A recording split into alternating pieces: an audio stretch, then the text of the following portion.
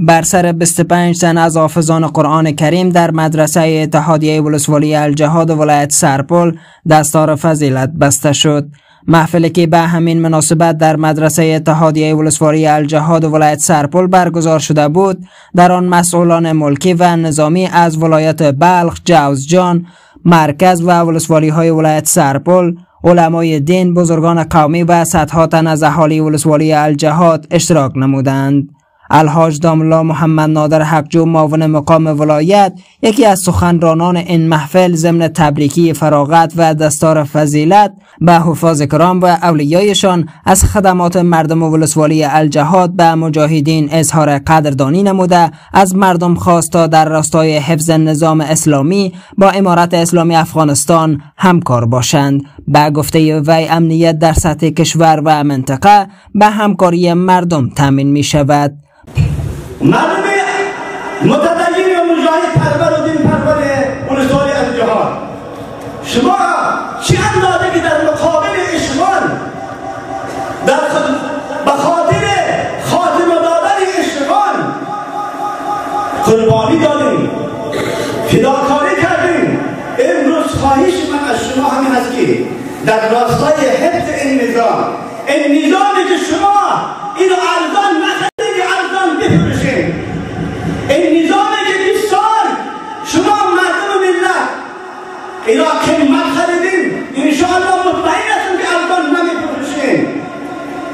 در راستای حفظ این نظام هم با نظام امارت اسلامی همکار باشید. مولوی عبدالبصیر مظهری قماندان امنیه سرپل افزود ولسوالی الجهاد پناهگاه و جای بوده باش مجاهدین چندین ولایات قبل از فتوحات بود. از مردم خواست تا در تامین امنیت اجتماعیشان با نهادهای امنیتی همکاری نمایند. و یک خواست ما از شما دیگر همی است که در برابر تامین امنیت وقتی که ما و شما میرکم همکار باشیم، مثل که طول 20 سال و یک و دیگر چی رکم همکار هستیم. اگر ما و شما امیرکم بودیم، اگر تمام دنیای اروپا و آسیا هم جمع شود، انشاءالله در افغانستان کسی انقلاب آوردن نمیتونه. مولوی یار محمد عمری رئیس محکمه مرافعه و مولوی محمد رحمانی رئیس معارف ولایت سرپل میگوید برگزاری چنین برنامه‌های علمی و فرهنگی ثمره خون شهدای راه آزادی است. حمایت و تقویت مدارس و طلاب را در استحکام نظام اسلامی مهم دانستند. اینا فرزندان اصیل رجال الله هستند که آنها خود را قربان نظام کردند، قربان کتاب الله کردند تا اینکه نظام قرآن و نظام کلمه لا اله الا الله محمد رسول الله در زمین بیاید و تنفیذ احکام قرآن و کتاب الهی در زمین الهی شد. از مدارس خود، از مکاتب خود، از علمای خود، از طلبای خود، طالب علمان الله حمایت بکنید. مساجد و مدارس ما و آینده نظام اسلامی می باشد. فرزندان خود دستش گرفته بیارید در مدرسه و مکتب بگذارید تا اینکه فرزندان توانایی شوند. در این محفل علمای دین پیرامون اعجاز علمی قرآن مجید، اخلاق از نگاه قرآن و فضیلت علم صحبت نموده از مسئولان امارت اسلامی خواستند تا فاصله میان مدارس و مردم را از میان برداشته در خصوص ازدیاد نهادهای آموزش علوم دینی به گونه لازم تلاش کنند. دوست عزیزها، قرآن عظیم شان گفتم همه خوبی ها را داراست، از اینکه کلامی رب العزت است. فوقیت قرآن بر بالای دیگر کتاب ها به مثل برتری الله متعال بر سر مخلوقات است.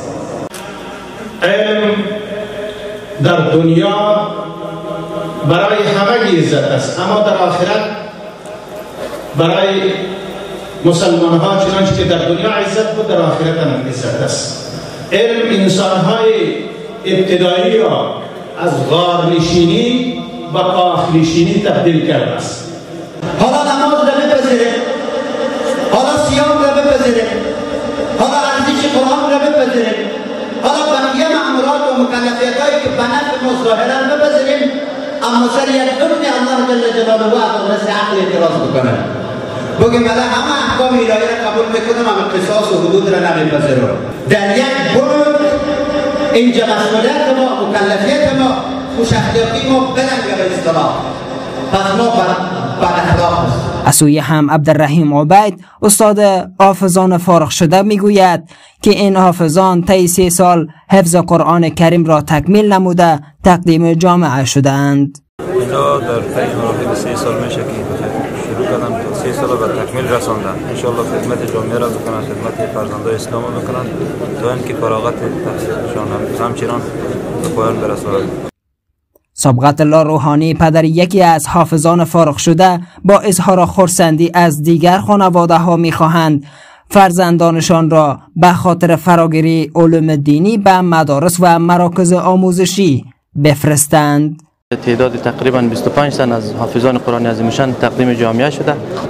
دیگه ما بسیار خوشحال و خرسند هستیم که الحمدلله فرزند ما امروز حافظ قرآن عظیم‌شان شده. امید هستیم که ما انسان‌های گناهکار در روز قیامت دیگه مورد شفاعت حفاظ گرامی قرار بگیریم. پیام برای دیگه برادرای مسلمان و متدین مردم عامی است که باید فرزندان خود را در تعلیم قرآن عظیم‌شان و تعلیم علوم دینی بگذارند، چون که سعادت کامیابی دنیا و آخرت در تعلیم قرآن است. این در حال است که طی فرمان امیر المؤمنین شیخ الحدیث و القرآن مولوی هبت الله آخوندزاده زعیم امارت اسلامی افغانستان 100,000 بست برای استادان مدارس دینی در سطح کشور ایجاد گردیدند.